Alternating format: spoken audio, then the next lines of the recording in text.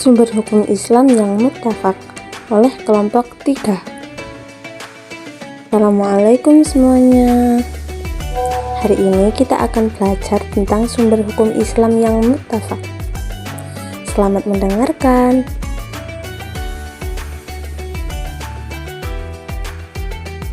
Sumber hukum tidak hanya dimiliki oleh suatu negara, tetapi dalam kehidupan beragama, khususnya dalam Islam, juga memiliki sumber hukum yang selama ini digunakan oleh seluruh umat muslim.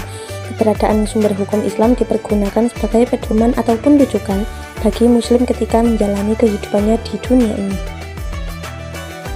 Para ulama sudah saling bersepakat bahwa sumber hukum Islam yang selama ini digunakan oleh umat Islam berjumlah 4. Di antaranya berupa Al-Quran yang merupakan kitab suci agama Islam, kemudian hadis, ijma, dan yang terakhir adalah qiyas. Al-Quran adalah wahyu Allah yang diturunkan kepada Nabi Muhammad SAW sebagai mukjizat yang paling besar dan agung melalui malaikat Jibril dengan jalan mutawir sebagai petunjuk bagi seluruh manusia dan merupakan pahala bagi yang membacanya. Sumber hukum Islam yang kedua adalah hadis. Melalui hadis inilah yang akan memberikan penjelasan lebih lanjut dari apa yang tercantum di Al-Quran. Hadis adalah satu dari 4 sumber hukum Islam yang disepakati para ulama. Hadis menjadi rujukan bagi umat muslim untuk menjelaskan hukum-hukum yang terdapat dalam Al-Quran. Ijma berasal dari bahasa Arab yang berarti konsensus. Istilah ini berasal ajma'a yang artinya dari kata jama'ah, menyepakati. Kata ini berakar dari jama'ah yang berarti mengumpulkan atau menggabungkan. Qiyas merupakan sumber hukum dalam Islam yang tidak menetapkan hukum dari awal, namun hanya membuka atau menjelaskan hukum pada suatu kasus yang belum jelas hukumnya. Qiyas sendiri berada pada posisi keempat sebagai sumber hukum Islam. Qiyas berada di posisi setelah Al-Quran, hadis, dan ijma. Pentingnya sumber hukum Islam. Sumber hukum Islam yaitu Al-Quran, hadis, ijma, dan qiyas memiliki kepentingan yang sangat besar dalam kehidupan umat Islam. Al-Quran sebagai kitab suci Islam memberikan pedoman hidup yang jelas dan pasti, sedangkan hadis sebagai penjelas Al-Quran memberikan contoh-contohkan.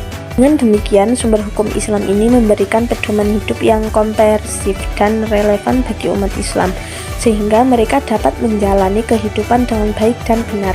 Sumber hukum Islam juga memberikan penekanan pada pentingnya keadilan, kesetaraan, moral, dan akhlak yang baik, sehingga umat Islam dapat menjadi pribadi yang lebih baik dan lebih mulia. Contoh kasus yang bisa diselesaikan dengan Al-Quran, hadis, ijma, dan qiyas menuntut ilmu. Di dalam Al-Quran terdapat surat Al-Alaq ayat 1-5. Bacalah dengan menyebut nama Tuhanmu yang menciptakan. Dia telah menciptakan manusia dari segumpal darah. Bacalah, dan Tuhanmu lah yang maha pemurah, yang mengajarkan manusia dengan perantaraan kalam. Hadis riwayat Ibnu Majah. Menuntut ilmu itu wajib atas sebagai muslim. Hadis riwayat Ibnu Majah. Hadis ini menekankan pentingnya menuntut ilmu pengetahuan bagi setiap muslim. Ulama sepakat bahwa menuntut ilmu pengetahuan adalah kewajiban bagi setiap muslim. Ulama juga sepakat bahwa mencari ilmu pengetahuan dapat dilakukan dengan berbagai cara, termasuk membaca buku agama dan menghadiri majelis ilmu.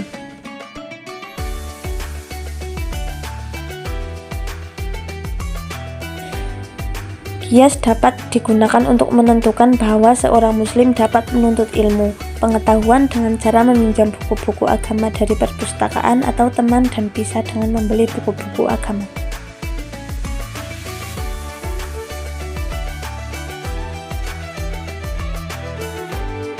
Kesimpulan, dalam kasus ini Al-Quran memberikan prinsip dasar tentang pentingnya menuntut ilmu pengetahuan. Hadis menekankan kewajiban menuntut ilmu pengetahuan bagi setiap muslim. Ijma ulama memberikan kesepakatan tentang kewajiban menuntut ilmu pengetahuan. Qiyas dapat digunakan untuk menentukan cara-cara yang dapat dilakukan untuk menuntut ilmu pengetahuan. Cukup sekian materi kita hari ini, semoga bisa dipahami. Wassalamualaikum warahmatullahi wabarakatuh.